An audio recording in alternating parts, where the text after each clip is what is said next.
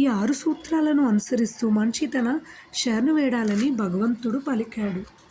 ఏ విధంగా అయితే నీ మనస్సును సదా నా చింతనలో నిమగ్నము చేయి, నా భక్తుడివి కావాల్సింది, నాకు నమస్కరించు, నన్ను అర్చించు. ఈ విధంగా నా యందు సంపూర్ణ మగ్నుడవై నీవు నన్ను తప్పక చేరుతావు అని భగవద్గీతలో 9వ అధ్యాయంలో చివర్లో శ్రీకృష్ణ భగవానుడు నేరుగా చెప్పాడు. అయినప్పటికీ ఈ పండితుల రూపంలో ఉన్న దానవులు జనులను భగవంతుని వైపు మళ్లించడానికి బదులు నిరాకారము, అవ్యక్తము, నిత్యము, పుట్టుకలేంటి తత్వంల వైపు మళ్లిస్తున్నారు. ఏ విధంగా అయితే సూర్యుడిని మనం యథావిధంగా తెలుసుకోవాలంటే మొదట సూర్యకాంతిని దర్శించాలి, తర్వాత సూర్యబింబుని చూడాలి, తర్వాత సూర్యగోళంలో ప్రవేశించాలి. ఇక్కడ అధిష్టాన దేవతను ముఖాముఖిగా కలుసుకోవాలి. కానీ అజ్ఞానవశంగా మాయావాద తత్వవేత్తలు సూర్యకాంతిని పోల్చబడే బ్రహ్మజ్యోతిని దాటిపోరు.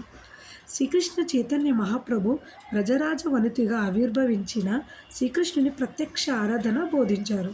శ్రీకృష్ణుని నామరూప గుణ లీల పరివాదులకు స్వయంగా శ్రీకృష్ణునికి తేడా లేదు. అందుకే బృందావనంకు శ్రీకృష్ణ సమానమని కూడా ఆయన తెలియజేశారు. పరతత్వం యొక్క పూర్ణ స్వభావం ఈ విధంగా ఉంటుంది. వ్రజభావం అంటే ఇప్పుడు వ్రజభాములు ఆచరించిన పద్ధతి పరిపూర్ణ స్థితిలో అత్యున్నతమైన ఆరాధన పద్ధతి అని కూడా శ్రీ చైతన్య